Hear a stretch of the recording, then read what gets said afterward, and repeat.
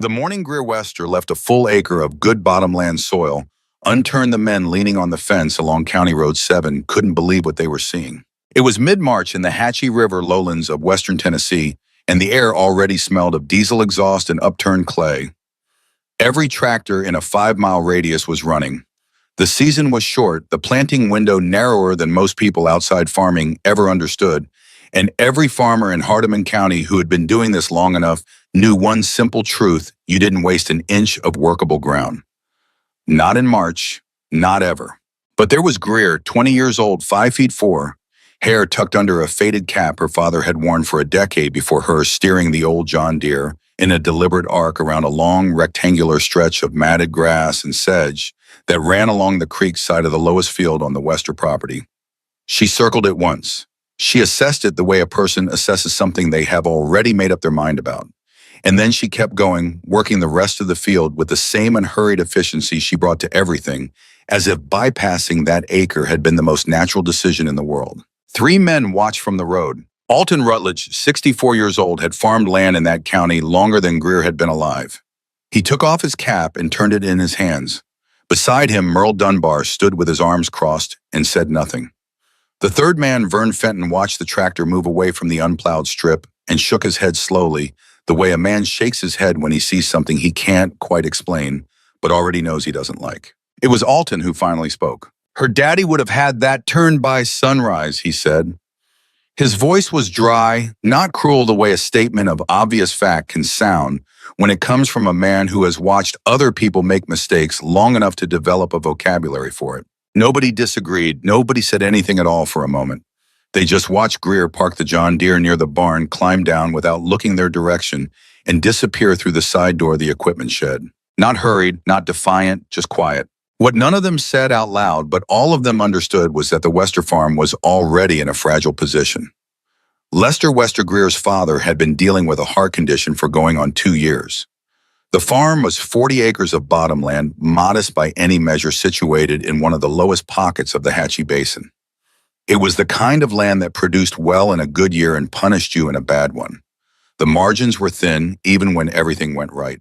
And now his daughter, barely old enough to have a full season under her belt alone, was choosing to leave some of her best ground unplowed at the start of spring. Alton Rutledge drove home that morning thinking about it longer than he intended to. What nobody standing on that road could have known was that Greer had been thinking about that acre since December. Lester Wester was not a complicated man, but he was a thorough one. He had farmed that same ground for 31 years the way his father had taught him. Work what you have, don't waste what you've been given. Keep the equipment running and trust the process. It had never made him rich. It had never been designed to make him rich. But it had kept the farm intact, kept the debt manageable, and kept the lights on, which in a county where farms were quietly disappearing, one foreclosure at a time, was a kind of success that didn't get celebrated enough. Greer's mother had passed when Greer was 9. After that, it was just the two of them, Lester and Greer, moving through the seasons in a rhythm that didn't require much conversation, because they had both learned in the way that people learn things through loss that presence was the more important language. When Lester's heart began giving him serious trouble in the winter of Greer's 18th year, something shifted between them without either of them naming it. Greer started making decisions she had previously deferred to him. She started getting up earlier. She started checking the equipment without being asked. She didn't announce any of this. She just did what needed doing because the farm didn't care about your circumstances and the season didn't wait for your grief. By the time she was 20 and standing in that equipment shed in December, she had been running the farm alone in every practical sense for nearly 2 years. She had gone into the shed looking for a replacement belt for the grain auger. What she found instead was a cardboard box, water-stained at the bottom, pushed into the far corner behind a stack of old tire chains. The box had her grandfather's name written on the side in her father's handwriting, Otis Wester Est. Papers. She almost left it there. It was cold in the shed, and she had work to do. But something about the handwriting, the way her father had written it, with the kind of careful lettering people use when they're preserving something they don't quite know how to categorize, made her pull it out. Inside were 7 notebooks. Otis Wester had died before Greer was born, and what she knew about him had come mostly through the selective memory of her father, which meant she knew he had been a quiet man, a careful farmer, and someone who had fixed things rather than replaced them. What she had not known, what nobody had apparently thought to mention, was that Otis Wester had spent 4 decades keeping meticulous records of everything he observed on that land. Not just yield numbers and planting dates, not just weather logs. He had recorded water behavior. He had drawn sketches detailed and patient showing where the runoff went after a hard rain, which corners of the fields held standing water longest, where the creek bank had shifted over 10-year periods. He had written observations about which sections of the farm recovered fastest after a wet spring and which ones seemed to carry the damage through the whole growing season like a slow debt. And in the fourth notebook, dated to the mid-1960s, she found the passage that she would eventually read so many times she could recite it without looking. The strips I leave rough along the creek, the ones my father always said were too wet to bother with, those are the ones that slow the water down when it comes hard. The grass holds, the roots hold, the soil holds, and everything above it holds too. I tried plowing one of those strips in 1962, thinking I was being efficient. Lost the whole lower quarter of the east field that spring to silt. Never again. She read it twice. Then she set the notebook down and stood in the cold shed for a moment thinking. Then she looked through the rest of the box. Tucked behind the last notebook, folded into quarters and slightly brittle at the creases, was a single sheet of paper that was different from everything else in the box. It wasn't a page torn from a notebook. It was a deliberate document, hand-drawn with the kind of care that meant it was meant to be found.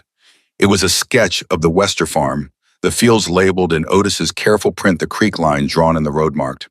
And along the eastern edge of the lowest field, running parallel to the creek, a section of land was shaded with pencil, cross-hatching and marked with a note in the margin. Never plow these strips. The words were underlined.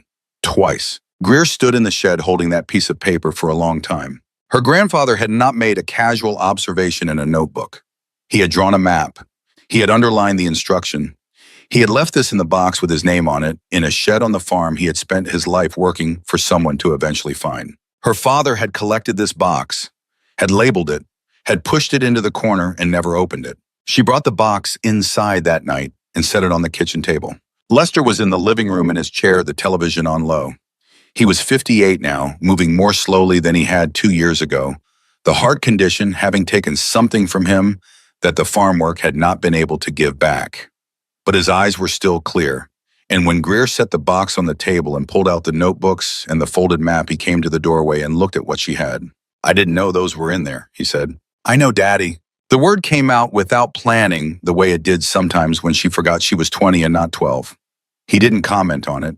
He came to the table and sat down and looked at the notebooks, the way a man looks at something that belonged to someone he loved and barely had time to know. She showed him the map first, watched his face as he read the note in the margin. "Never plow these strips," he read aloud. "Twice underlined," she said. Lester set the paper flat on the table. He looked at it for a while without speaking. Outside, the December wind moved through the bare trees along the creek. "I plowed those strips in 1987, he said finally. His voice had no self-recrimination in it. It was just a fact stated the way a farmer states facts, with the flat precision of someone accustomed to accounting for what has happened to the land under their watch. Thought I was being efficient. Thought I was doing it right.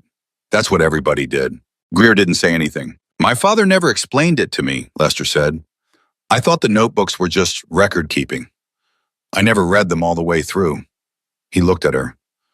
"I should have." She spent the following 3 weeks in the county library in Savannah, which was not close, and which she drove to on 4 separate occasions over the course of January, using the public computers to work through soil conservation bulletins from the USDA, academic papers on riparian management, and extension service publications on flood mitigation in agricultural lowlands. What she found confirmed what her grandfather had written down 60 years before and explained the mechanism in the dry, precise language of institutional science. A plowed field is structurally open. The soil has been broken apart, loosened, made receptive to water in ways that seem beneficial until a flood arrives. When high water moves across tilled ground, it accelerates. It picks up particles. It carries them. And it moves fast enough and carries enough weight to overwhelm drainage systems, deposit thick layers of silt across planted rows, and leave behind a pale, hardened crust that can take half a growing season to remediate. A strip of undisturbed native vegetation along the edge of a field nearest to a water source behaves entirely differently. The root mass of native grasses, sedge, and deep-rooted perennials forms a physical barrier. When floodwater meets that root structure, it slows. The sediment it has been carrying drops out of suspension at the boundary of the vegetation rather than moving further into the field. The energy of the water dissipates across the width of the strip rather than continuing inland. The planted ground above it has time to drain before the damage becomes irreversible. The technical term was vegetative buffer strip.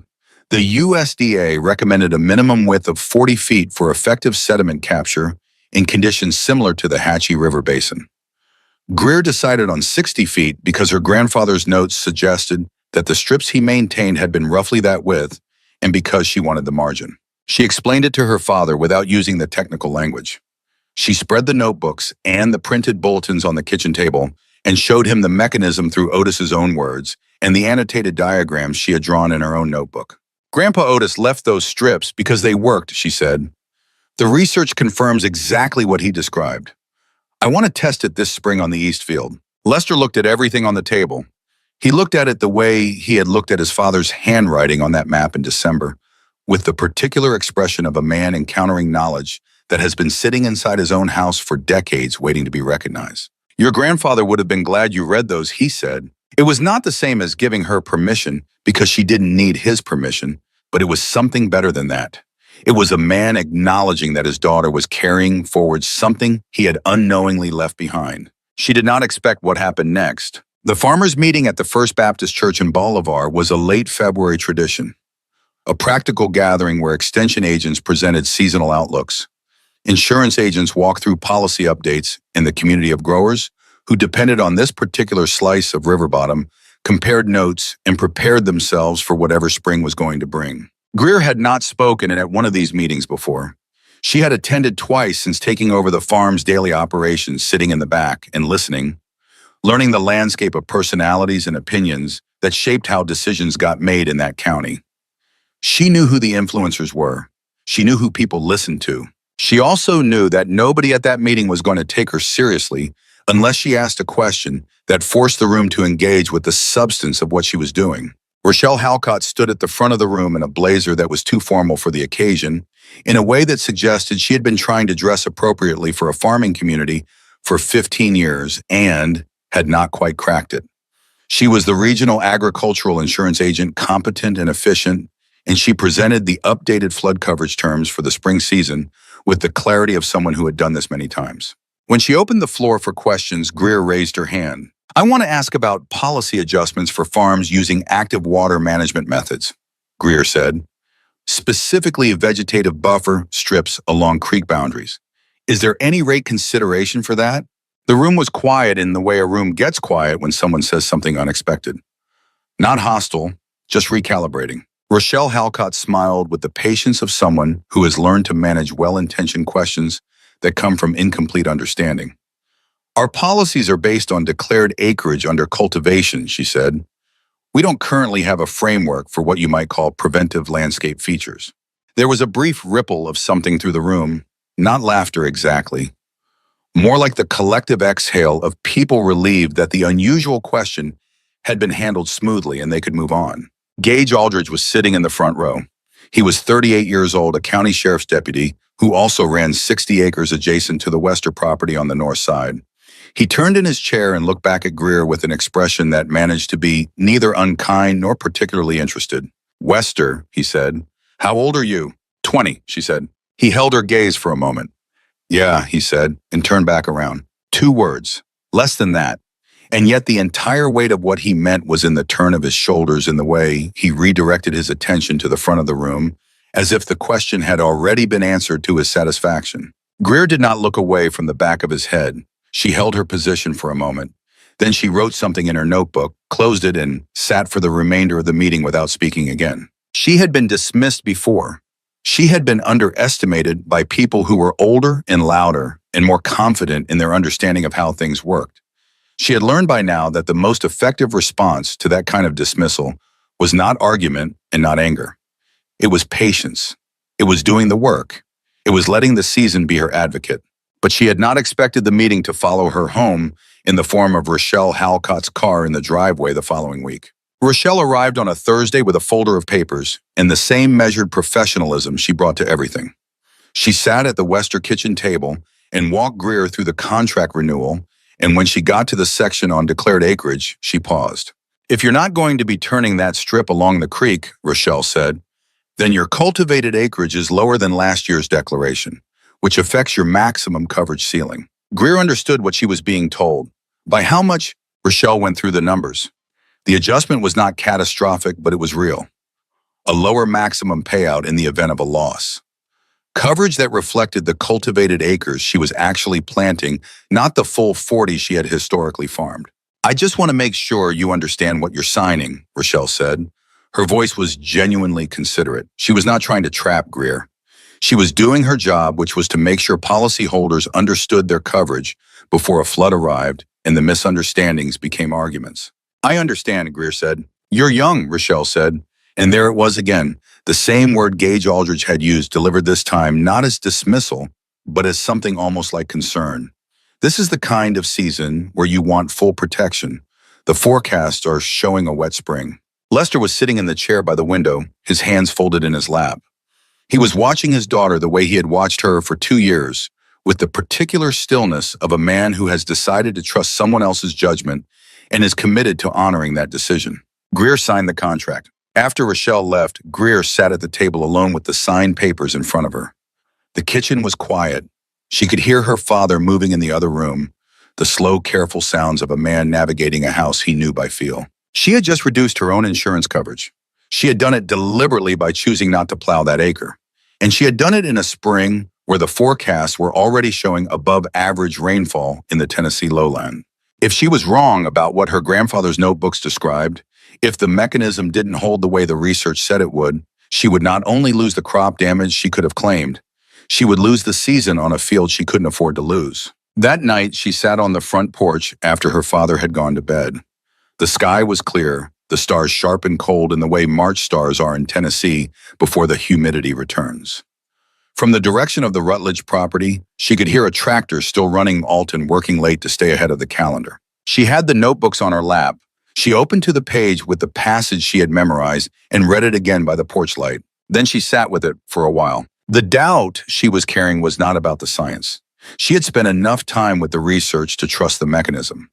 The doubt was something more fundamental than that, whether she had the right to make this bet with the farm. Her father had trusted her. That trust was itself a kind of weight. Not oppressive, but real. The kind of weight that clarifies. She thought about what it would mean to pick up the pen and write a note to herself, to plan to plow that strip first thing tomorrow morning, to take the safer path that Rochelle had laid out for her, and that Alton Rutledge and Gage Aldridge had each in their own way assumed she would eventually find her way back to. She looked at the map her grandfather had drawn, at the double underline beneath 3 words. Otis Wester had stood somewhere on this land in a time she couldn't imagine, and had seen something. He had written it down carefully. He had folded the paper and put it where someone who was paying attention would eventually find it. He had not known her name. He had not known she would be 20 years old and sitting on this porch in the dark, trying to decide whether to trust him. But he had written it down anyway for exactly the person who would need it. She closed the notebook. She set it on the porch beside her chair. She looked out at the dark fields for a long moment at the pale strip of unplowed grass along the creek's edge, barely visible in the starlight. She had not come this far through 2 winters of running this farm alone, through her father's illness in the insurance forms, in the meeting where a man had dismissed her with a single word to walk away from the one thing that might actually change what happened when the water came. She went inside. She did not write the note.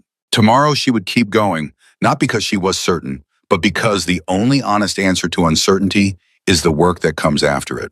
April arrived wet the way April in the Tennessee lowlands tends to arrive, with 3 substantial rains in the first 2 weeks that flooded the ditches and turned the low corners of fields to standing water for a day or 2 before the ground absorbed it back. Nothing unusual, nothing that would have made a seasoned farmer look twice. But Greer was looking twice. After each rain, before she did anything else, she walked the creek edge of the east field. She wore the rubber boots she kept by the back door, and she moved slowly along the unplowed strip, watching where the water had reached, how far it had crept up the bank, where it had pooled against the dense root mat of the native sedge and big bluestem that had reestablished itself over the years, when the family hadn't had the equipment to plow it back. Each time she saw the same pattern.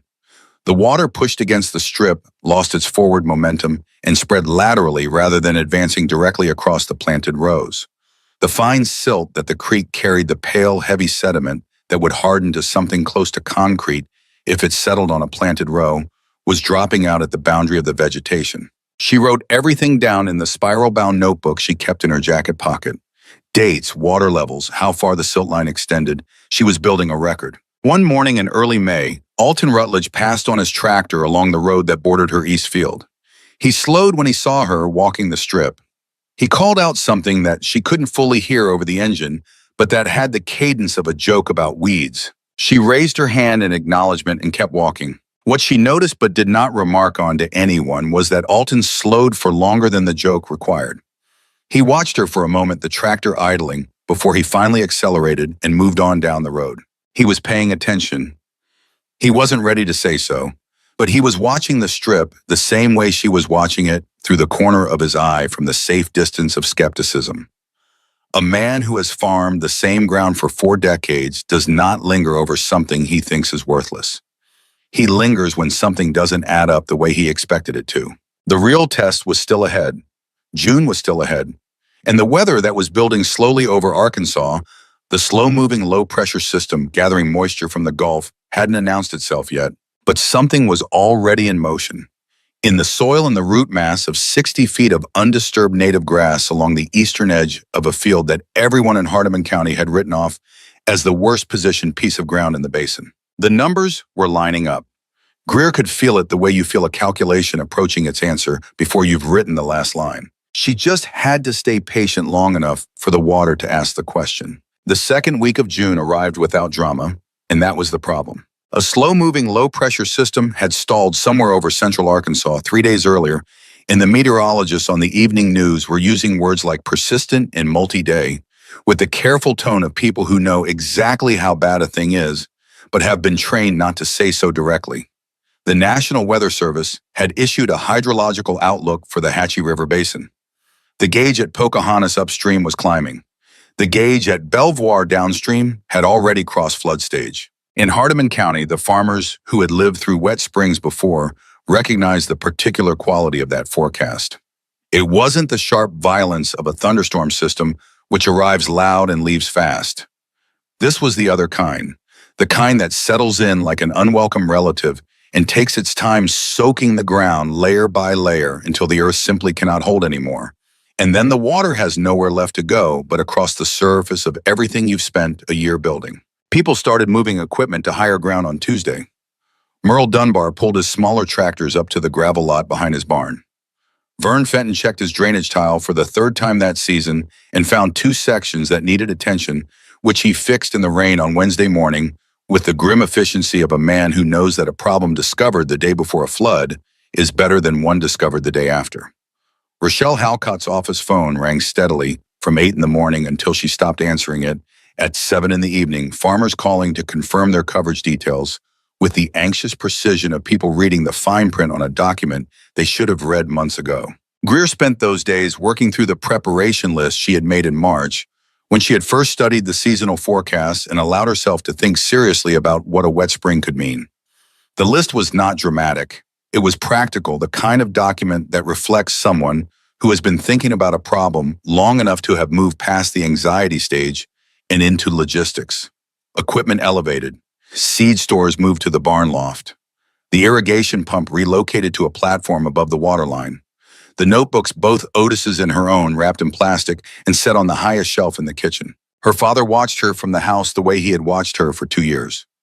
On Wednesday evening, when the rain was beginning in earnest and the sky had gone the color of cold iron, he called from the living room doorway as she came in from the barn. "You ready?" he asked. She thought about the question for a moment before she answered. Not because she was uncertain about the preparation, but because she understood that he was asking something larger than logistics. He was asking whether she had made her peace with what was coming. "I think so," she said. He nodded once. That was enough. What happened next surprised her, though she would later think it shouldn't have. On Thursday morning, the day before the rain arrived in full, she was walking the East Fields Creek boundary, one last time making a final set of observations in her notebook, when she heard a vehicle slow on the road behind her. She didn't look up immediately. She finished her notation. When she turned, Gage Aldridge's truck was idling on the shoulder of County Road 7, and he was looking not at her but at the unplowed strip. He sat there for longer than made sense for a man just passing through, the engine running, his arm resting on the window frame, his eyes moving along the length of the grass from one end to the other. Then he looked at her. She looked back. Neither of them said anything. Gage put the truck in gear and drove away. She stood in the field and watched his taillights until they were gone. There was something in the way he had looked at the strip that was different from Alton Rutledge's passing remark in May, different from the dismissal at the February meeting.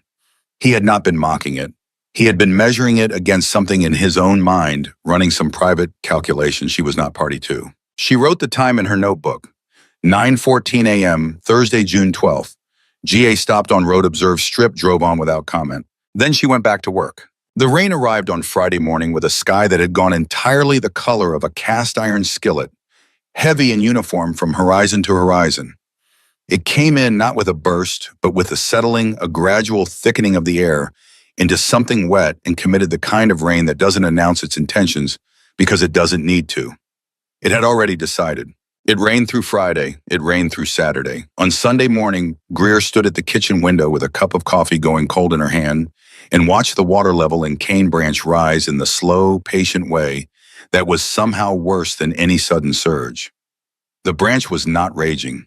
It was simply filling the way a tub fills steadily and without apology. By Sunday afternoon, the branch was out of its banks along the lower section. By Monday morning, the lower third of every field on the east side of County Road 7 was underwater. Greer heard about Merle Dunbar's corn from Vern Fenton, who called on his cell phone from the edge of his own field at 7 in the morning, his voice carrying the flat, controlled quality of a man reporting a loss he has not yet fully absorbed. Nearly 30 acres of corn under standing water that showed no sign of moving. The drainage tile overwhelmed, the ground saturated past any capacity to absorb. Vern's own field had taken a sheet of pale silt across the lower sections, deposited by the same overland flow that was moving across every low-lying field in the basin. His soybeans planted in late May and just beginning to push through the surface with the fragile optimism of new growth were buried under sediment that would need to be assessed before anyone could say what had survived and what hadn't. And Alton Rutledge had lost a section of creek bank. Greer learned this later that Monday when she drove past his property on her way back from checking the road conditions. She could see it from the truck, a 15-foot section of the bank on the eastern side of his property had collapsed into the current, taking with it a swath of dark topsoil that represented years of careful management. Alton was standing at the edge of what remained, looking down at the gap. He didn't look up when she passed. She did not stop. It was not the moment for it. The Hatchie crested at 11 feet above flood stage at the county road crossing on Monday afternoon, the highest level recorded in more than a decade. The number moved through the community the way numbers do in emergencies, person to person, phone to phone, carrying with it the specific weight of a measurement that confirms what everyone already feared but was hoping was wrong. Corinne Vance had called on Saturday when the rain was in its second day and the forecast had shifted from concerning to serious. Corinne was the Hardeman County Agricultural Extension Agent, 52 years old, thorough and experienced, and her call was professional, in the way all her interactions were professional, measured, factual, covering the required ground. But at the end of it, after she had asked about Greer's preparation status and noted the relevant details in whatever form she was keeping, she had paused in a way that didn't fit the professional rhythm of the conversation. "The strip you've maintained along the east field boundary," Corinne said. "How wide did you go?" 60 feet, Greer said. Another pause. "All right," Corinne said, and moved on to the next item on her list. Greer had noted that pause too. She stood at the edge of the east field on Monday afternoon in knee-high rubber boots, with rain still falling in a thin, persistent drizzle. The worst of the storm having passed, but the ground still saturated and the creek still running well above its banks. She had been standing there for approximately 20 minutes watching, making no notes because there was nothing to write that the field wasn't already saying clearly. The water that came out of Cane Branch across the lower edge of the Wester property met the 60-foot strip of native vegetation and slowed. It did not stop. She had never claimed it would stop. The water was too powerful and the event too large for any single landscape feature to hold it entirely. But it slowed the sediment load dropped at the boundary of the grass and stayed there, and the pale silt that had buried Vern Fenton's soybeans stopped at the edge of the western strip. The field above the strip drained within hours of the water cresting. The crops showed the stress of the flooding, some yellowing, some lodging, the kind of damage a farmer absorbs and works through. But there was no silt crust. There was no replanting calculation to make. The field had survived. She stood in the thinning rain and looked at the line where the damage stopped. She had imagined this moment many times over the winter, in the abstract way you imagine the outcome of a bet you've placed and cannot take back. She had expected to feel something large triumph or relief, or the particular satisfaction of being right when people had told you that you were wrong. What she actually felt was quieter and harder to name. It was something close to gratitude directed not at herself, but at a man she had known only through his handwriting, who had stood on the same ground 60 years before and paid close enough attention to leave her the answer she needed. She did not stay long. There was work to do, assessments to make, the practical accounting of a farm that had come through something significant and needed to understand what it had. She went back to the house. Her father was at the window. He had been at the window for most of 2 days, watching the rain in the field with the patience of a man who has learned that there are some outcomes you cannot influence. And the most useful thing you can do in those moments is bear witness. When she came through the door, he looked at her face before he looked anywhere else. She nodded once. He closed his eyes briefly. When he opened them, there was something in his expression that she recognized, because she had seen it once before, the night he had looked at his father's map for the first time. It was the expression of a man encountering a form of grace he had not expected and was not sure he deserved. Corinne Vance arrived the following morning. She came without her clipboard, which Greer noticed immediately. Corinne was a woman who carried her clipboard the way other people carry a phone, reflexively, as an extension of professional habit. She had brought it to every previous interaction Greer could remember. Its absence on Tuesday morning felt deliberate. Corinne got out of her truck and stood for a moment at the edge of the east field. Not at the strip itself, but at the field as a whole, taking in the full picture. The intact rows above, the clear silt line at the boundary, and then visible from where they stood, the condition of the adjacent fields, Alton Rutledge's property, with its deposited sediment across the lower quarter, the gray film of the silt visible even from the road. Corinne walked to the edge of the strip and stopped. She was looking at the silt line. She took a step closer and crouched down, which surprised Greer, and examined the base of the vegetation where the sediment had accumulated. She stayed there for longer than a casual inspection would require. When she stood, she turned to Greer. "Can I see the notebooks?" she said. "Not, can I review your documentation? Not, would you mind sharing the technical basis, not any of the professional framings Corinne might have used in a different context. Just the plain, direct request of someone who has been brought up short by evidence and needs to understand where it came from." Greer brought them out, all 7 of Otis's notebooks and her own observation record from the spring.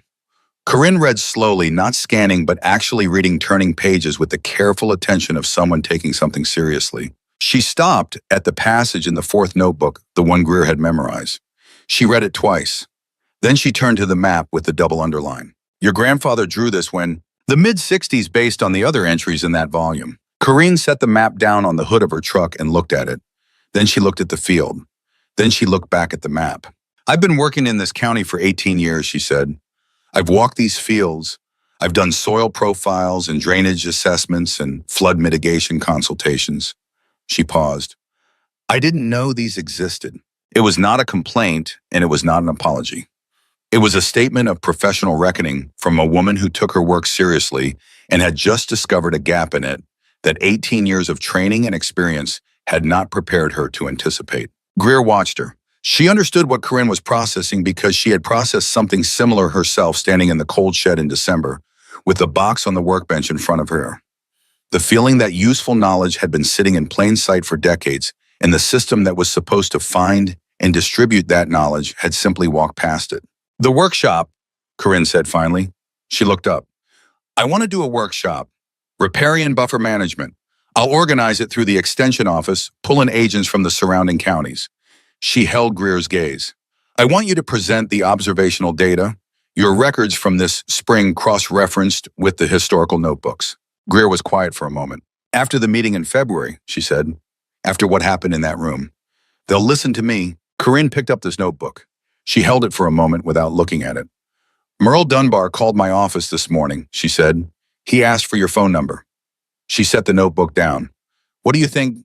There was something in Corinne's voice that had not been there when she first arrived, when she had come with her clipboard asking about permits and setback distances. It was not deference. Corinne was not a deferential person, and the situation did not call for deference.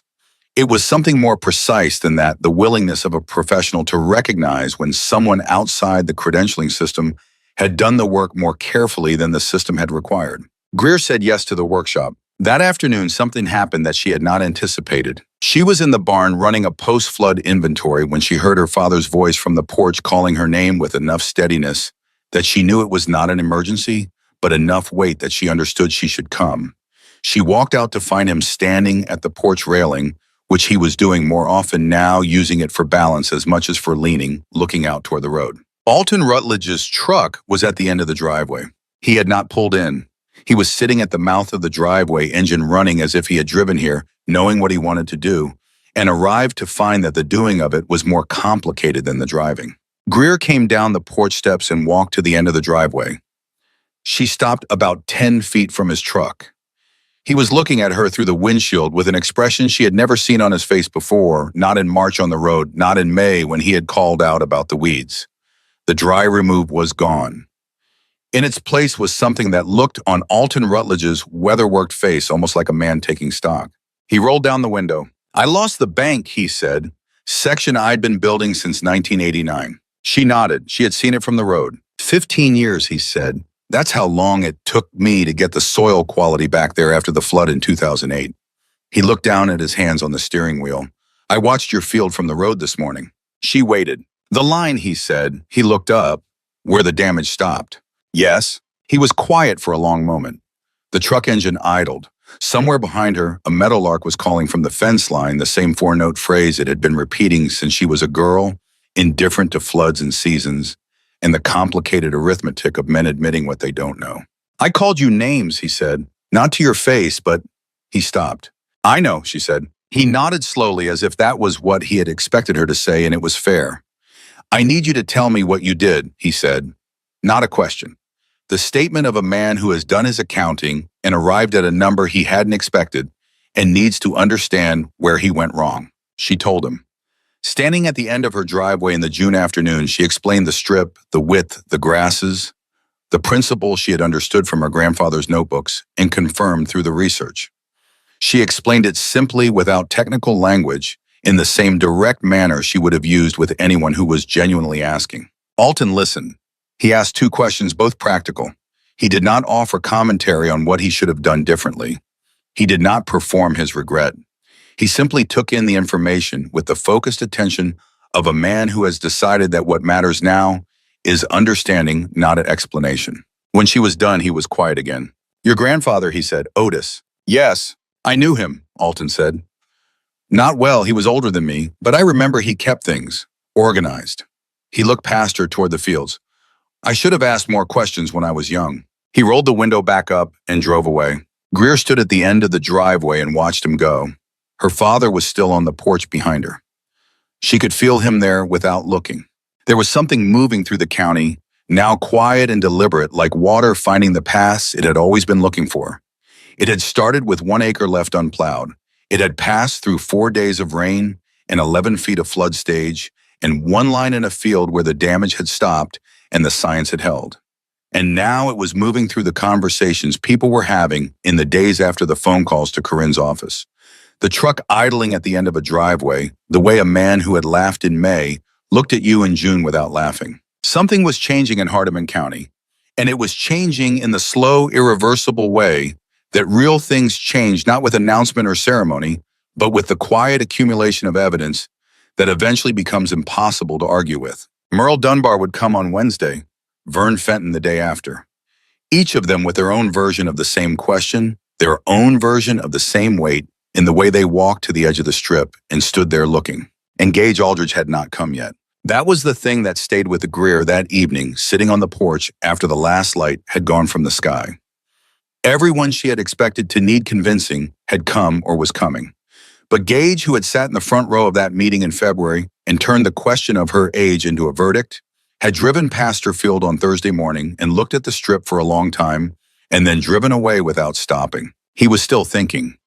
She could feel it the same way she had felt the calculation running behind his eyes when he had idled on the road. She didn't know what he was going to do with what he was thinking, but she understood that the man who had dismissed her with 2 words in a church meeting 4 months ago was now sitting somewhere in Hardeman County with the same evidence she had, running the same numbers and arriving at conclusions she had not given him and he had not asked her for. Whatever he decided, he was going to have to decide it himself.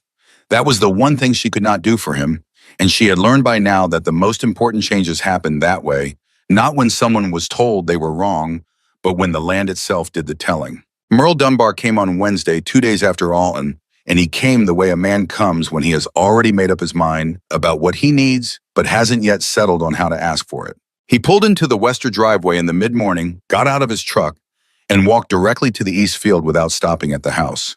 Greer saw him from the barn and followed at a distance, giving him the space to look before she arrived beside him. Merle was 60 years old and had farmed in Hardeman County since he was 17.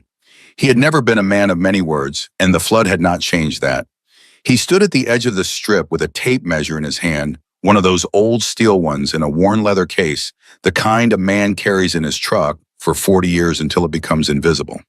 He extended it without asking and measured the width of the strip at 3 different points along its length. He wrote the numbers in a small pocket notebook, not a spiral bound like Greer's, a hardcover pocket notebook, the kind you could get at a hardware store with a mechanical pencil tucked into the spine. 62 feet at the widest, he said more to himself than to her. I measured 60 when I planned it, she said. The vegetation may have spread a little at the edges. He nodded and wrote that down too. Then he asked about the soil type in the strip, the drainage characteristics of the field above it, the slope grade between the creek and the first planted rows. He asked these questions the way an engineer asks questions, sequentially building a picture rather than making a point. Greer answered each one directly. She did not editorialize. She did not remind him of anything he had said or done before the flood. That was not what this was for. When he had what he needed, he closed the notebook and looked at her. I've got a section along Beaver Creek on my north field that has been causing me losses for 12 years, he said. Similar configuration. Lower ground heavy clay takes the worst of the overflow. Same principle would apply, she said. He put the tape measure back in his pocket. I'll need to let the grass establish before next spring. If you start this fall, you'll have a season of root development before the next planting year. He looked at her for a moment with an expression that was not quite gratitude and not quite apology and not quite a respect, but contained elements of all 3. Then he said, your grandfather Otis, did he work with anyone on this, or did he figure it out on his own? On his own, she said, as far as I can tell. Merle nodded slowly. Some men just pay attention, he said. He said it simply without performance, the way you say a thing that is true and doesn't require decoration. Then he got back in his truck and drove away. Vern Fenton arrived the next morning with his 16-year-old son, a fact that registered with Greer before anything else because she had not expected it, and because the meaning of it was immediate and clear. Vern was not just coming to learn something for himself. He was deciding that his son should hear this directly from the person who had done it in the field where it had worked. The boy's name was Sawyer. He was tall and quiet with his father's coloring and the slightly uncomfortable posture of a teenager who has been brought somewhere instructional and is trying to look like he doesn't mind. He stood slightly behind his father at first, then gradually moved forward as the conversation continued, the way young people move toward things that are actually interesting once they stop performing disinterest. Vern asked different questions than Merle had. Where Merle had wanted dimensions and soil data, Vern wanted sequence. What did you do first? How did you know where to put it? How long before you saw results? He was trying to understand the process of deciding not just the technical outcome. Greer walked them as full length of the strip, answering as she went. Sawyer asked one question unprompted near the far end of the field. He asked how she had known to look in the shed in December, how she had known to open the box. She thought about the question for a moment before answering it. I didn't know, she said. I was looking for a belt for the grain auger. I found the box because it was in the way. Sawyer looked at the strip. So it was kind of an accident. Finding the box was, she said. Everything after that was a choice. He was quiet after that, but in a different way than before. She recognized the quality of that silence. It was the silence of someone processing something that has shifted a perspective they hadn't realized was fixed. When Vern and Sawyer left, Greer stood at the edge of the field for a moment before going back to the barn. The morning was clear and warm, the kind of June day that arrives after a major rain event, as if to apologize for the preceding week. The creek was back within its banks. The fields were still carrying some surface moisture, but the ground was firm enough to walk. That afternoon, Rochelle Halcott came back. She arrived with a colleague from her regional office, a younger man named Brad, who carried a laptop and looked at everything with the particular alertness of someone who has been sent to observe rather than participate.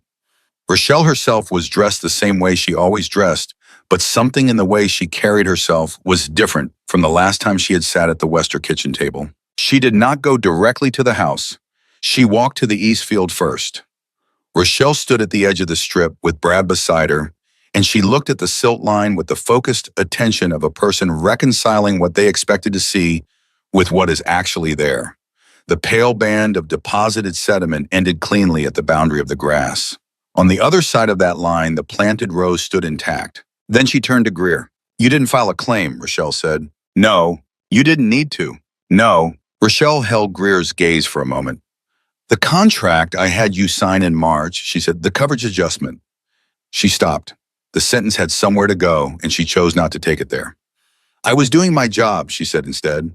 "I want you to know that I understand the difference between doing your job and being right." It was a careful statement, precise in the way that people in Rochelle's profession learn to be precise because imprecision has consequences.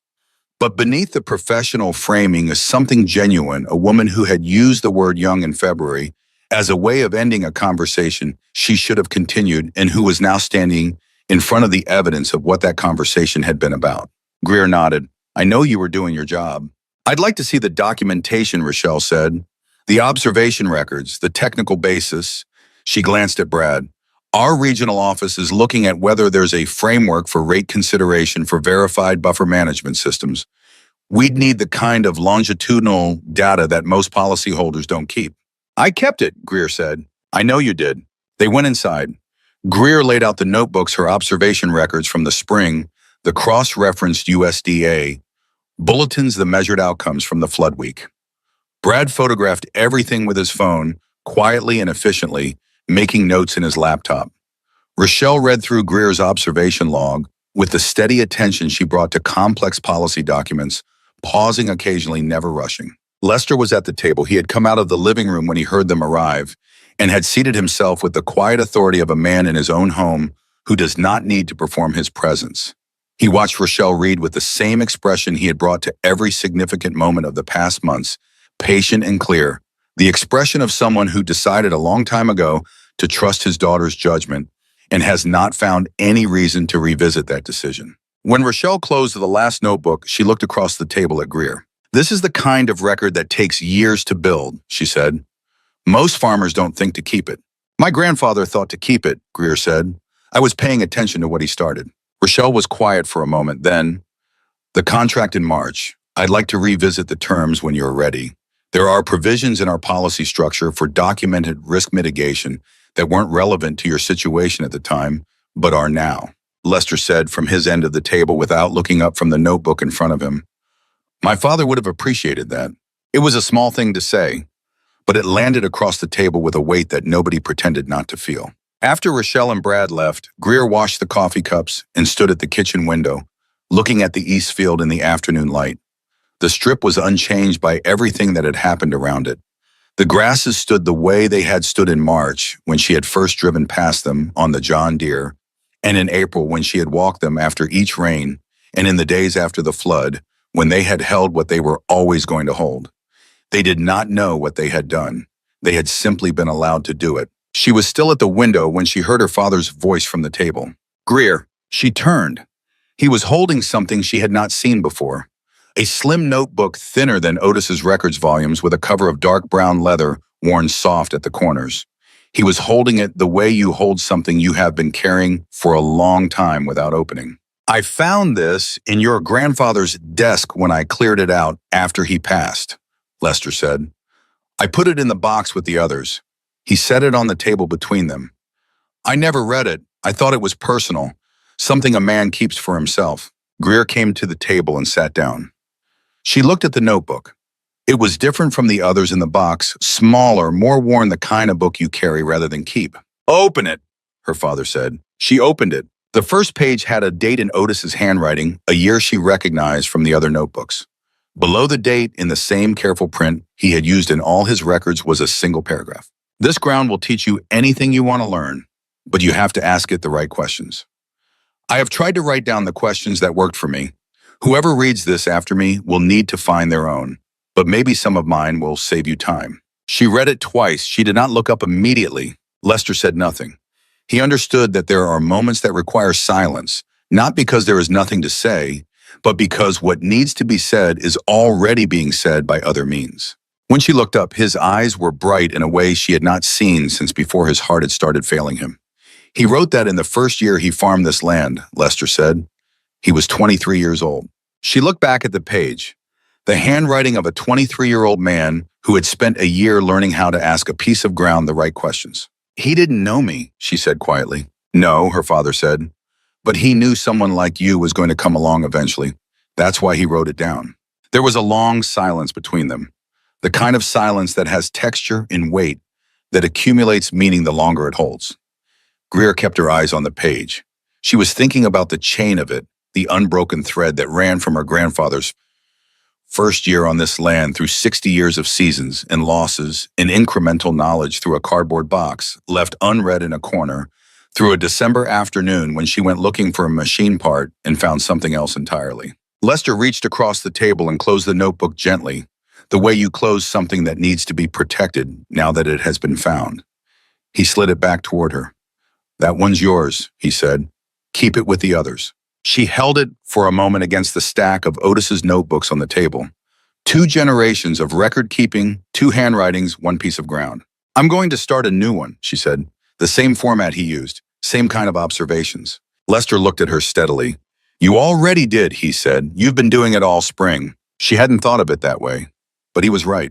Ray Collier came on a Friday 10 days after the flood crested. He did not call ahead. He pulled into the driveway at 7:30 in the morning while Greer was still doing her first walk of the fields, and parked his truck and sat in it for several minutes before getting out. She saw him from the field and continued her work finishing the section she was assessing before she walked back toward the house. He was standing at the end of the driveway when she came up the rise from the field, his hands in his jacket pockets looking at the east field from the outside, not at the strip specifically, at the field as a whole, at the line where the season had held and the line where it hadn't. She stopped a few feet from him and waited. I lost 18 acres of corn, he said, not from the water directly, from the silt hardening after the water went down. The drainage on my south field has always been poor, but it was manageable until this year. He paused. This year it wasn't manageable. I heard, she said. He turned to look at her. He was a large man and he had the particular stillness of large men who have learned that size without stillness can be misread. At the meeting in February, he said, the way I responded to your question. She waited. I'm not going to make a speech about it, he said. I'll just say I was wrong and you were right and leave it at that. All right, she said. He nodded once, accepting that she was going to let him off cleanly, which was either a mercy or a judgment, and might have been both. I'd like to walk the strip, he said, if you're willing. They walked it together the full length from the point where the strip met the upper field boundary down to where it tapered at the creek's edge. Gage walked with his hands still in his pockets and his eyes moving over the ground with the attention of a man doing a property assessment. He did not ask about the mechanism which she noted. He already understood it well enough. What he was doing was measuring, calibrating, translating what he was seeing into the geography of his own land. Near the far end of the strip, he stopped and turned to look back up the length of the field. My south field, he said, the section that took the worst of it. It runs along Miller Branch from about 40 yards in from the road down to the lower fence line. How wide is the bank margin there? Maybe 15 feet of rough ground. I've been meaning to clear it for 3 years. Don't, she said. He looked at her. Don't clear it, she said. Let it go another year. Let the grasses come back. If you can get it to 40 feet before next spring, you'll have something to work with. He was quiet for a moment. Then he said, your grandfather figured this out alone. He paid attention to what the land was doing, she said. He wrote it down, that's all. Gage looked at the strip for a long time. When he turned back to her, there was something in his face that she recognized because she had seen versions of it all week in Merle's careful measurements, and Vern's questions about sequence and Alton's statement about men who pay attention. It was the expression of someone arriving at an understanding through the evidence itself, rather than through being told, which was the only way the understanding stuck. My son is 17, he said. He's going to be farming this ground in 10 years. I'd like to bring him out here if that's not asking too much. She thought about Sawyer Fenton, standing at the far end of the strip, asking whether it had been an accident and about what she had said in a response. Bring him whenever you want, she said. He extended his hand. She shook it.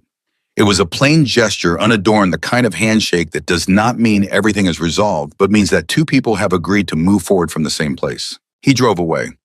She stood at the end of the driveway for a moment, watching the truck until it reached the county road and turned south. Then she went back to work. The workshop that Corinne organized in late September drew farmers from 4 counties.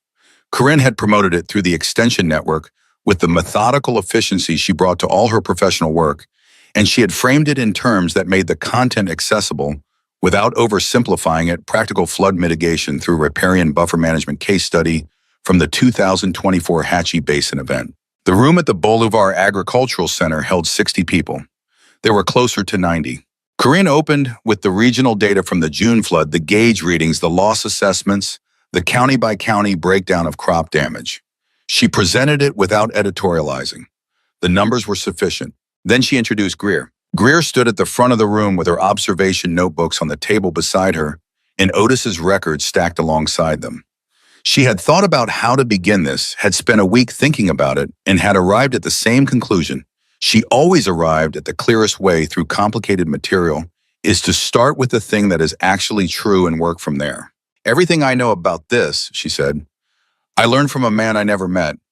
My grandfather farmed this same land 40 years before I did and kept records of what he saw.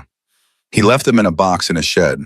I found them by accident, looking for a replacement part. She paused. The research I did after that confirmed what he already knew. I want to be clear about that sequence because I think it matters which direction the knowledge traveled. The room was quiet in the way a room gets quiet when it is actually listening. She walked them through the spring, the decision to leave the strip, the April observations, the June flood, the outcome. She presented the data the way she had recorded it sequentially without dramatizing what the numbers already said clearly. She showed the silt line photographs that Corinne had helped her document in the week after the flood. She showed Otis's sketches alongside her own diagrams. She did not look at Alton Rutledge, who was sitting in the 3rd row. She did not look at Gage Aldridge, who was in the back. She did not look at Rochelle Halcott, who had arrived early and was sitting to one side with Brad and a 3rd person from her regional office who had not been introduced. She looked at the room and told the truth about what had happened on 40 acres of bottomland in western Tennessee over the course of one wet spring. When she finished, the questions were practical and specific and continued for 40 minutes. Corinne handled the technical follow-ups with the fluency of someone who had spent the weeks since the flood becoming genuinely expert in riparian buffer management rather than just administratively familiar with it. The partnership between them had developed naturally without negotiation out of the shared recognition that the knowledge needed to travel further than one county. After the room cleared, Greer was gathering the notebooks from the table when Alton Rutledge appeared at her side. He did not say anything immediately. He helped her stack the notebooks, which surprised her, handling Otis's older volumes with a careful respect that she noted without commenting on. When they had everything organized, he straightened and looked at her. The strip on my north boundary, he said, the one along Cane Branch. I started letting it go in July. How wide? About 30 feet right now. I'm going to let it go another season. That's the right call, she said. He picked up his cap from the table and held it in his hands for a moment. I've been farming that ground for 40 years, he said, and I was learning something today that should have been common knowledge 40 years ago. He looked at her steadily. That's on all of us, not on you. She understood what he was giving her with that sentence. He was not just acknowledging what had happened.